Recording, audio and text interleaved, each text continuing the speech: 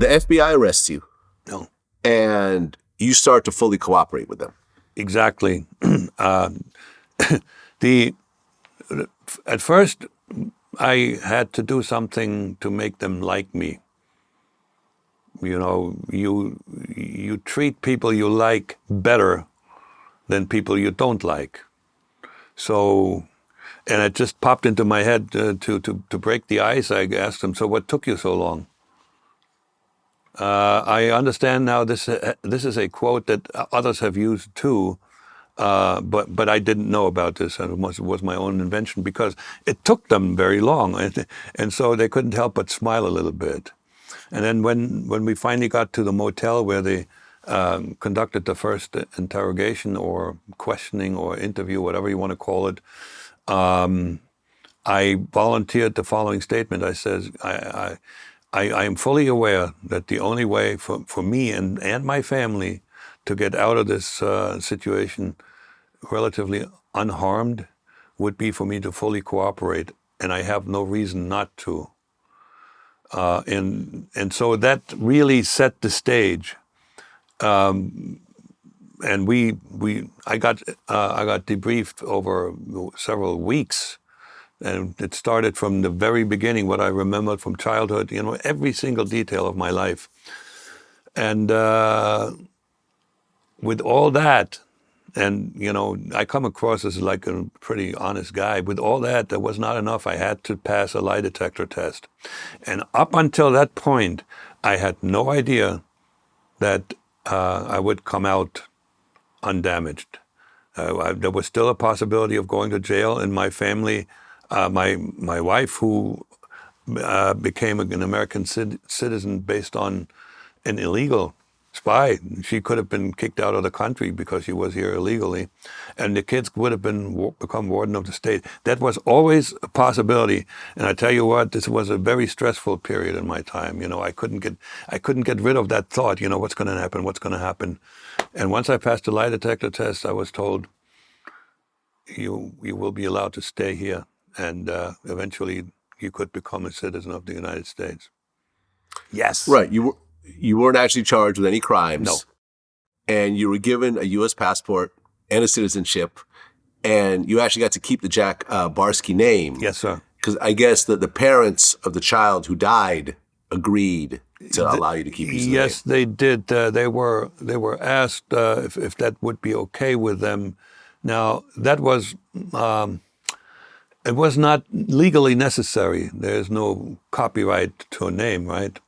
But you know, it was the right thing to do, and they were patriotic, good Americans, and they understood why.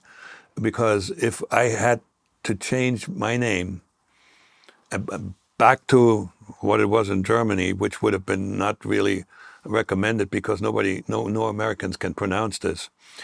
My daughter Chelsea changed her last name to Dittrich. She calls it Dittrich.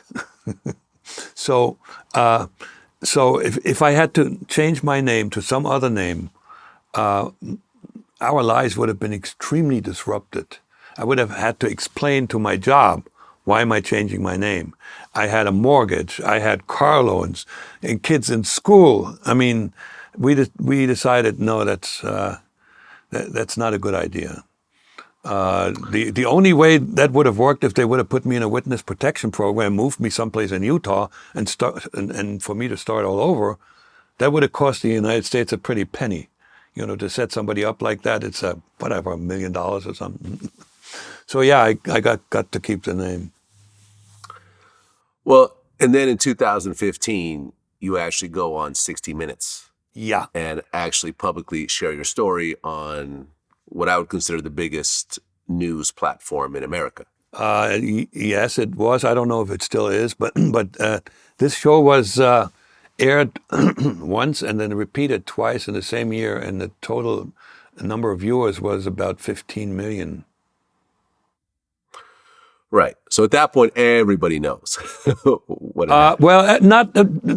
not really. But everybody who knew me knew, and some people. But generally, I am not a celebrity that people will recognize on the street, which is good. Right. It happened to me 3 times in my entire life that somebody, a stranger came to me and says, "Weren't you on TV yesterday?" Or, I think I saw you on that 60 Minutes program, but it's very, very rare. And there's a lot of people who don't know anything about my story. I guarantee you a great number of your viewers hear this for the first time. Well, I guess after being on 60 Minutes, you end up getting fired from your job. Yes. Well, and I guess you were the chief information officer for a big energy system, Grid? That was the next to last job. I was I was CIO for the largest United States power producer, and a company that owns a lot of power plants and part owns a nuclear plant. So they didn't know that they had an ex-KGB guy in there among them. And the company that fired me also operated in the energy sector. I am not allowed to name the company or even say what they were doing, but they were high security, super high security. Right, with an ex-KGB agent working. Yeah, that didn't sit well with the board of directors. Right, I bet. They didn't want to explain to the public, how come you didn't know that you had that spy in your ranks? Right. And then in 2017, you actually released a book, Deep Undercover, My Secret Life, Entangled Allegiances as a KGB Spy in America. Yes, sir. And coincidentally enough, you end up being an extra on the TV show The Americans, which, like I said in the beginning, was a very similar situation to what you were actually doing in America for 20 years. Yes. I mean, I tell you what, I don't want to trash the show entirely. The producers did a good job depicting the psychological conflict that undercover illegals have had. And I could relate to that. In the Americans, the wife is the radical. The husband is getting soft and getting used to the American way of life. So this is really well done. But with regard to the activities that they were engaged in, they would have been busted within a month. As an illegal, you never ever run around in a disguise, because if somebody still knows that it's you, and they know there's something really weird, either he's cross-dressing or something, or there's something wrong with this guy, and they were also incredibly good at everything that a spy could possibly do, including killing, poisoning, picking locks. They just were super spies. And on top of it, they ran a travel agency and had 2 children. That doesn't work. But it's a good show. I watched every episode because when they found out that I was that I was the real deal, and they were very happy with the fact that the FBI had bought the house next to me to take a closer look at me, because they have in their script FBI as a neighbor of the spy couple, and so they invited me, and they showed me around. We did a table read. You know what a table read is? When the actors sit around and they just read their part. So I got to see. I forgot her name. The young lady in person, the pretty one. So and then they got me back as an extra, and I didn't have a speaking part. I was just standing around and looking like a fierce KGB spy. Well, we talked about in the beginning how you never looked at the KGB as a group of thugs and so forth. But the reality is the KGB was a very fearsome organization. I mean, I remember reading about how at one point a Russian plane was hijacked by some terrorists, and the KGB found out who they were, and they ended up chopping up their bodies and sending their body parts back to their families. My family was terrified of the KGB. Yeah. I remember, I clearly remember as a child, I would say something and my mother would be like, shh, and she would point to the wall because she thought that the walls were bugged. Torture in USSR with the KGB was not uncommon. Murder was not uncommon. So was there, once you got caught, and then once you went public and wrote books and did 60 Minutes, did you ever think, okay, at one point they might just kill me, or they might just kill my family, or do something to me in retaliation, because you did make that organization look bad?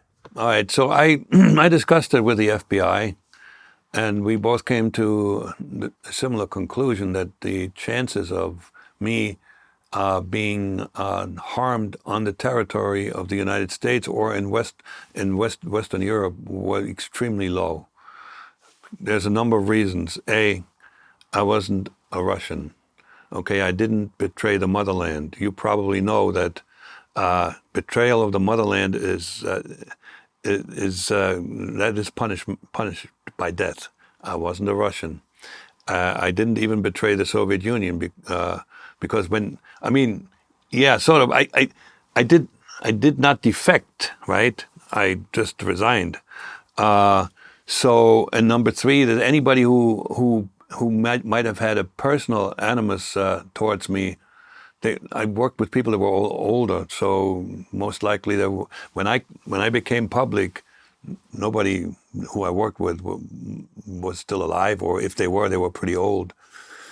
Having said all of that, the danger is not zero, because as you probably know, also more than most journalists that we hear these days, Vladimir Putin likes to scare people. He's in for the effect. So for that reason, he doesn't mind if a FSB or SVR agent is caught in the United States. He actually enjoys that simply because I get asked the question, how many more of those are there? And quite frankly, there are probably quite a few. He doesn't care about collateral damage. So, and getting back to scaring people. So if you offered me $1 million to, let's say the war is over or it's pre-war, and to take a trip to Moscow, I would say, thank you, no, I will not do that, because accidents are easily arranged, and in that case, Putin wouldn't have to even say a word. With the unspoken messages, we get you even after so many years. But doing this here, or doing this in Germany, or doing this in France, is extremely complicated, and they don't have enough of these teams that can go and assassinate people in a foreign country. Even the best, the GRU, the ones that try to poison Skripal, were actually acknowledged. They were found. They left a trace, so to speak. So there are very few of those crews that can do this, and if they have a list of people to go after, if I'm on that list, I'm way at the bottom. So it's not zero, but it's very, very low, the probability of getting. Right. I mean, like, for example, Alexei Navalny, who was trying to run against Putin, was poisoned and almost killed overseas. But he was an actual serious threat to Putin's regime. I mean, he was actually potentially going to overthrow Putin in the polls. But yeah, I remember at one point, I didn't go back to Russia until just a few years ago. I'd been gone more than that. Almost 40 years by the time I felt comfortable enough to go back. And, I know when I went back and I visited Moscow and I visited St. Petersburg, there was a lot of paperwork I had to fill out to prove that I didn't, because I was a Russian Jew, so we were allowed to come over legally, but we had to go through all this paperwork to show that I didn't escape. I didn't somehow, do something, illegal in order to leave Russia because they knew that I still was born in what used to be the USSR. Kiev, Ukraine, to be exact. Right. So yeah, and it was very interesting actually being in Moscow, where you felt the communist aura all throughout. You go into the train stations and you see, the Lenin, pictures and everything else like that. I mean, they actually have the corpse of Vladimir Lenin in the Red Square. It's still there. It's still there. Yeah, it was kind of frightening in a way. You got this corpse just sitting there that people could look at in a glass case. It's cool if you read my book. I got to see Vladimir, and it was supposed to be a huge honor. And and we cut to the front of the line, and I'm walking into the mausoleum there, and there's this waxen figure who was totally unimpressive. I found it ghoulish, and the adoration of a corpse and a guy who was not a nice man. He ordered a whole bunch of people killed. It wasn't. He didn't have the instruments, and in his days the Cheka was much smaller, but he would have killed as many people as Stalin killed when he could. So to revere that man to this day is a horrible mistake. The Russian people still don't know the truth about their history.